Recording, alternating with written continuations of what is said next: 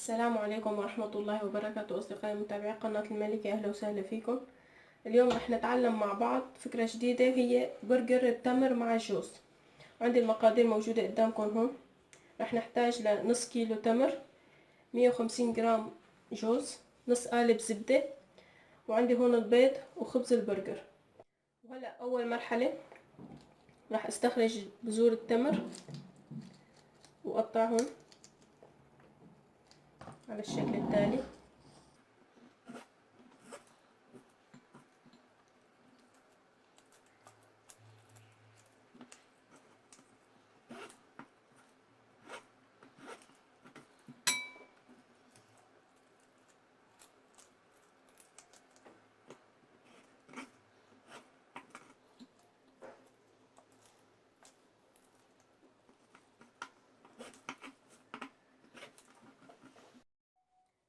وهلأ بعد ما قطعت التمر أنا راح بلش بتفتيت الجوز. نفتته بالشكل التالي لأحصل على قطع بهالحجم تقريبا أو أصغر.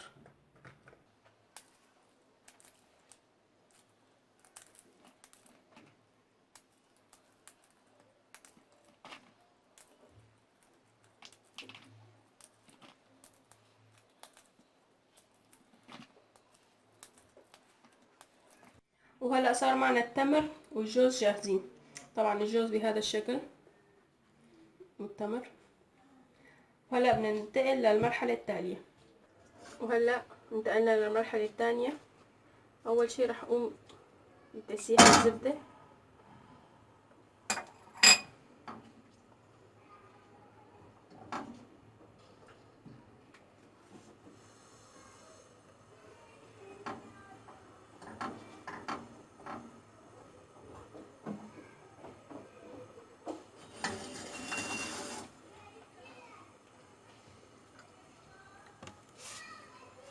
هلا بعد ما سيحت الزبدة رح اضيف التمر.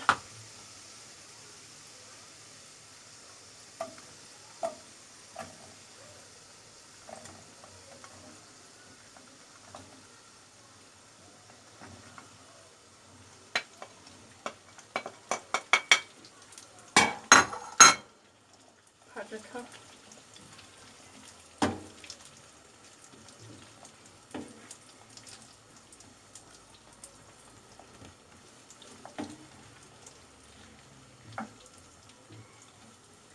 بتركها شي 10 دقايق، بعدين بنضيف الجوز. وبعد ما حصلنا على هذا الشكل هلا بنضيف الجوز. طبعا بتضلوا بتحركوهم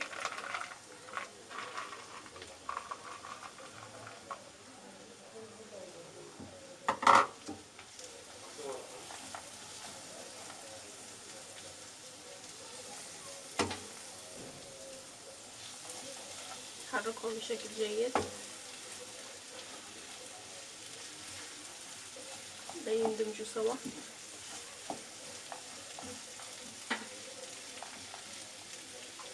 وبعد ما بتضيفوا الجوز تحركوهم لمدة دقيقتين 3 وبتطفوا تحتها.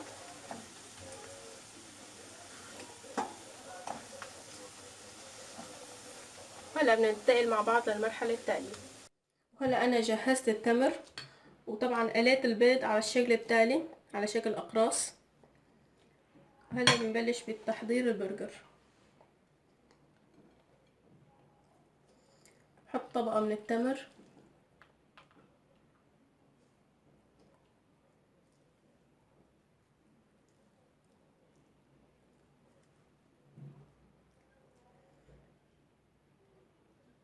وزعها على التساوي.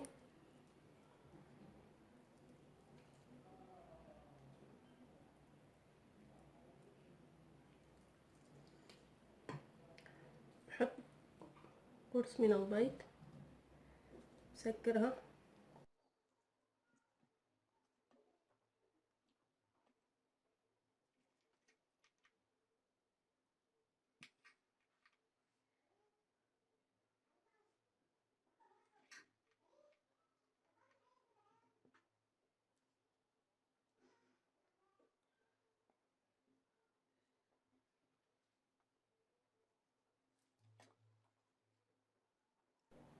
طبعا ملاحظة، البيض لازم ما ينضاف له ملح ابدا.